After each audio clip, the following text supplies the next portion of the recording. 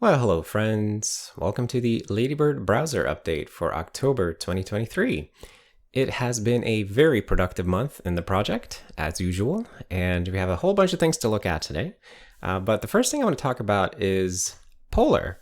So Polar is a company that wants to help open source projects get funding for work on specific issues. So it kind of allows people to pledge sponsorship money towards specific GitHub issues. And then if and when those issues are fixed, the person who works on the issue to fix it can get the reward that people pledged.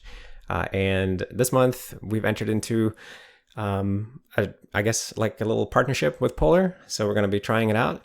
And if you go to our polar.sh/SerenityOS, you'll find a list of issues that looks like this. We have, I think right now, 12 issues with funding attached. And you can see here there's like $125, $120. Some of these issues are pretty well funded. And this is a new and interesting way to try to, I guess, reward people for working on stuff that matters to others. Funding issues with Polar works this way that anyone can pledge to fund an issue via the Polar website. So if you log into polar.sh, you can put in a GitHub URL to one of the SerenityOS issues. And if you want to pledge some money to reward whoever fixes the issue, you can do that through there. But issues have to be approved. So we don't allow any outsider to come and make an issue and put a bunch of money into it because we don't want to disrupt the community with like external forces coming and offering money to do things that we don't want to be doing. But we're figuring out how to do this. It is a interesting new thing that we haven't tried before. But yeah, as I mentioned, you can find a list of the funded issues that we just looked at polar.sh/SerenityOS. And 100% of the reward after fees will be paid out to the contributors who fix the issue. So if you fix an issue that was funded, you'll get all the rewards. Like, we don't take anything for the maintainers or anything like that. Like, it all goes to you if you fix stuff. Birk, the CEO of Polar, is a fan of what we're doing, and he is personally putting $3,000 into funding for our issues. So he's already put in, I think, $300, and he's going to be putting in more into issues in the coming weeks. The first issues that he funded were specifically related to the Polar website not looking very good in Ladybird. So if anybody's interested in improving that situation, you can make a little extra money doing it. But yeah, this is a really interesting thing, and I thought we should try it. So I've also put money into some of the issues myself. And I think it will be an interesting way to distribute some of the sponsorship money that I've received. But it is a trial that we're doing, of course. So if this doesn't end up working well for us for whatever reason, we can always change what we do. But we also have a very good dialogue with Birk and Polar. So we'll adapt and see how it goes. But I am cautiously excited about this. I think it's very interesting. And we already had one issue resolved where somebody got a reward. So that was really cool. Anyways, let's talk about Ladybird itself. So a new thing this month is that I built a JIT compiler for libjs. And it's something that I've been very apprehensive about in the past, but it got to a point where we squeezed the bytecode interpreter for performance. And although there's still a lot of squeezing to do, it got to the point where I thought we need to at least figure out how much faster we could go with a just-in-time compiler if we allow ourselves to build one. And we'll build like a really simple one. It's non-optimizing. It just translates bytecode to machine code, basically. It's x86-64 only at the moment, although multiple people have expressed interest in porting it to 64-bit ARM. It's built on top of this thing called libJIT, which is new, and libJIT has an assembler class that can assemble machine code for you at runtime dynamically. And so far, it feels very... It doesn't feel too complicated to work with. It doesn't feel like an enormous amount of complexity. And I spent, I think, 2 weeks building the JIT, and I recorded the process in YouTube videos. So if you've been on the channel, you maybe saw them already. There's a playlist on the channel called JIT compiler or something like that if you're interested in seeing how it was built from the ground up. But I think something that tells me that it's not too complicated is that a whole bunch of people already picked it up and worked on it to improve it. So after I merged it into master, people who worked on it were Simon, Idan, Leon, Evgeny, Gregory, Jacob, and probably someone else that I forget. But a whole bunch of people have worked on it, and that tells me that it can't be too complicated. But it is optional. It's opt-in, so it's very much experimental still, but I do think that there's something here that deserves to be explored. And of course, it opens up a lot of questions about security, sandboxing, and so on. And those are things that we're going to have to confront.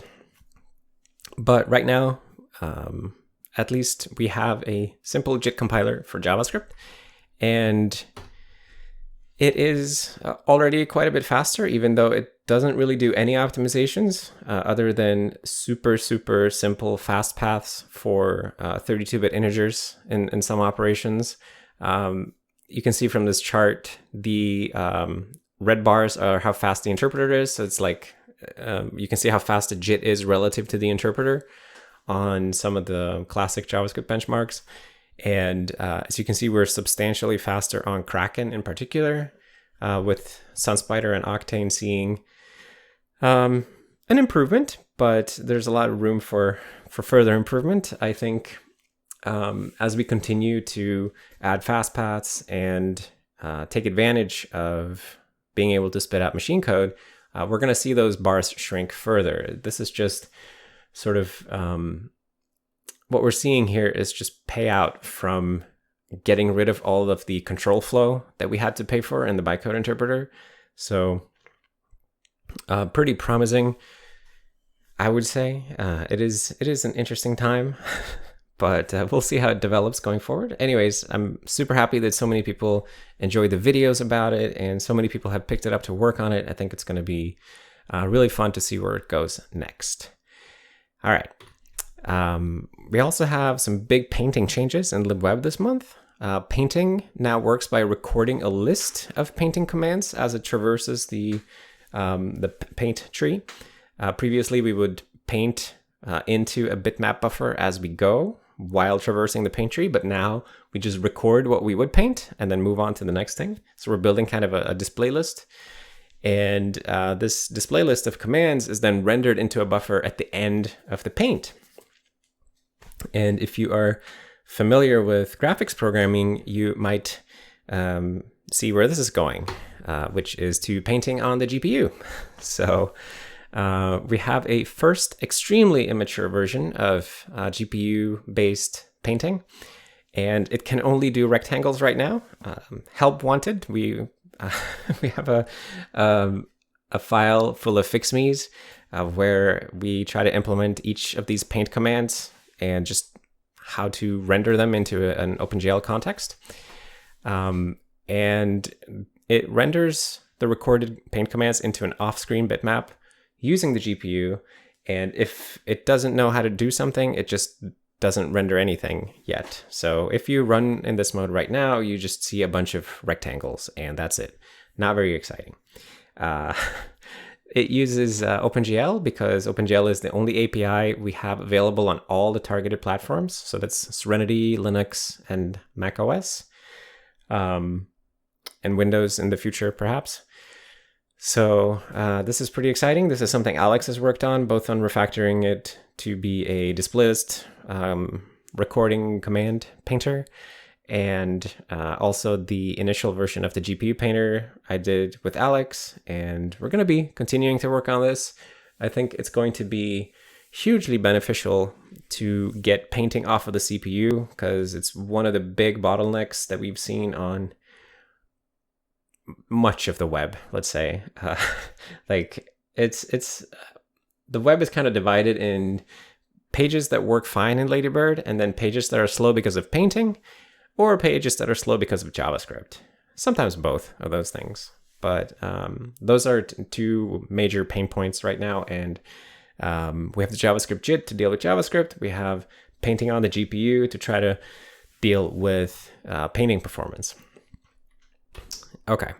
Another thing that's new this month is Sandboxed image decoding. So this is something that we had on SerenityOS, but now it is everywhere. If an image decoder fails to decode an image and crashes for some reason, or has some kind of error, this no longer brings down the whole browser tab like it did in the past. Instead, it just fails to decode that image, and we carry on. This was implemented by Lucas for all the other platforms, excluding SerenityOS. So it's really nice to have that. It also gives us a nice bit of parallelism, because before this, image decoding was synchronous. So the web content rendering process had to block whenever we wanted to decode an image. And sometimes for really large images, decoding time could be noticeable. So offloading that into a separate process also increases parallelism, which is really nice. Okay, we also have a bunch of new CSS properties implemented this month. There might be more, but these were the ones that came to mind in particular. So we have mask type, which was implemented by MacDo. Object position was implemented by Tobias, and text transform capitalize was implemented by Evgeny. So, or no, wait, who did that? Not Evgeny. It was somebody with a Leet nickname, like Crazy with a 4, Craxy. I forget what your name was. It was something Leet. But either way, thank you for implementing text transform capitalize. Okay. And then we had some miscellaneous other things. Rounded rects for 2D canvases was implemented by Bastian. And I went and worked on response XML. So now if you ask for a response XML from an XML HTTP request, you get an actual XML document, and you can, it will behave like an XML document. Previously, you would get sort of a generic HTML document, and this didn't really work except for the most basic use cases.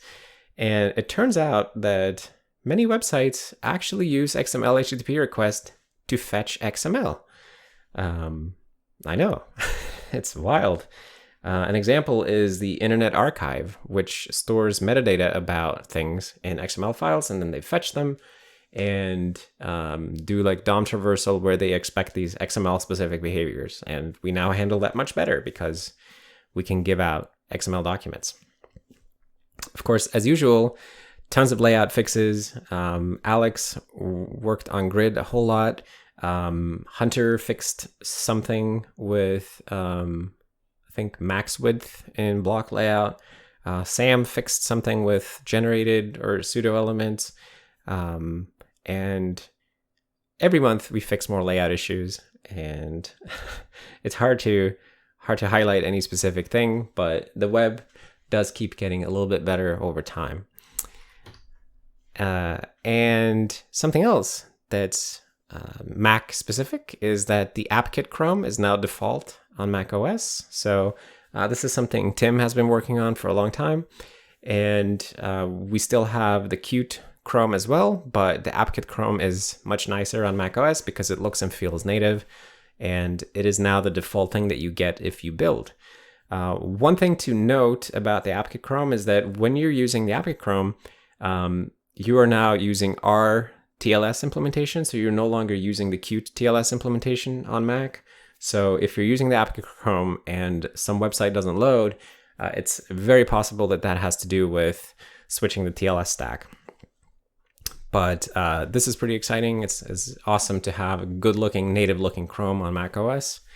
Really, really sweet. So thank you, Tim, for working on that. All right, so that's a lot of talking. Let's take a look at where the browser is today. So let's test Ladybird by going to a couple of different websites. I have a little list here of things I want to look at. First one is reddit.com, which used to not load at all for several weeks because they changed a lot about the code on their side, and then we just started crashing. And this was actually the first issue that was rewarded via Polar. So network exception fixed a crash issue that made us unable to load Reddit, and now we can load it. This is the new Reddit front page. Of course, it doesn't actually load everything, but it's going to be easier to debug when it doesn't crash. So hopefully we'll have more of Reddit displaying next time. But thank you, Network Exception, for working on the issue. Okay, next I wanted to look at react.dev, the React library website, which is starting to look pretty nice. We had some bug fixes for React this month, and other than the kind of janky scroll performance, man, it's looking pretty good. Pretty good.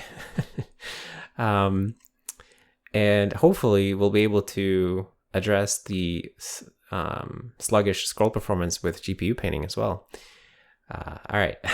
Then I also wanted to look at signal.org, which we had some bug fixes for, and it's one of the sites that we've been testing with. This here looks pretty atrocious. I think it's just supposed to be rotated, but we don't know how to rotate properly, so we just scale it instead, and then it looks pretty bad. But outside of that, the website does kind of work, which is cool. You can read about Signal. All right, and then a classic that we've been looking at many times in the past is, oh, well, that didn't work out. Let's try one more time. Shopify.com, crashing in VP9 codec here. Something to look at. The Shopify website, shout outs to Shopify for sponsoring Ladybird development, by the way. So the Shopify website has, I don't think it has any visual improvements. Alex did a couple of layout fixes actually for grid, so it did perhaps improve a little bit because this text here used to be in the wrong place. But something that I noticed, which I think is really sweet, is that it used to scroll a lot slower, but now that we record paint commands into a display list, we are able to call out paint operations that would just obviously fall outside the visible viewport. And that's something that we couldn't do as easily before.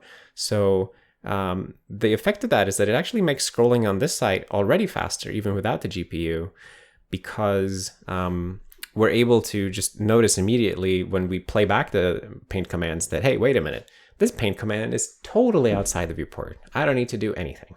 So that's something I noticed, which I thought was really cool, that it now scrolls really fast on my computer, which it totally didn't used to do. Okay. Oh, and then let's look at the Polar funded issues list that I talked about earlier. So if you go to polar.sh/SerenityOS, you can see a live list of issues that have funding on them. So you can see if there's anything here you might be interested in working on or partnering up with somebody to work on. I just funded fix all the ACID 2 regressions myself earlier, and there's a bunch of different things here. Hopefully somebody will find them interesting enough to pick up. And of course, if anybody would like to add funding to existing issues, or if you would like to fund a new issue, just log into the Polar website with your GitHub account, and you can they will guide you through the process. All right. Final website I want to look at is this jpegxl art gallery. And we do have jpegxl support. And as you can see, it is kind of sluggish. But once it's finished loading, it works just fine. I think Lucas implemented jpegxl, but I talked about that last month. The thing that is particularly interesting here is that our jpegxl decoder actually crashes. Here, you can even see it crashing. And that no longer matters. It doesn't bring down the whole tab because of the aforementioned sandboxing of image decoders. So you have some images that we can't handle, we crash, but it doesn't matter. We don't bring down the tab. Just the image decoder process went and died heroically so that we may live. I think it even says somewhere, yes, here, it died heroically. Thank you, image decoder. Very cool. All right, and thank you, Lucas, for implementing sandboxing there. All right. And that's everything I wanted to show you today. So thank you so much for checking in and staying up to date with the Ladybird browser project. I'm really, really happy with all the good stuff this month, and it's been super fun to make the JIT video series, and I think it's going to be really exciting to see what happens with GPU painting and the JIT going forward, and everything else we have going on. There's so much fun and excitement in the project right now, and a lot more to come. Big things to come, but more on that later. Anyways, thanks for stopping by, and thanks to everybody who supports the project financially. If you support me via GitHub sponsors or Patreon or something like that, or if you support one of our other developers, or if you go and sponsor one of our issues on Polar. Thank you for that. All right. See you all next time. Bye.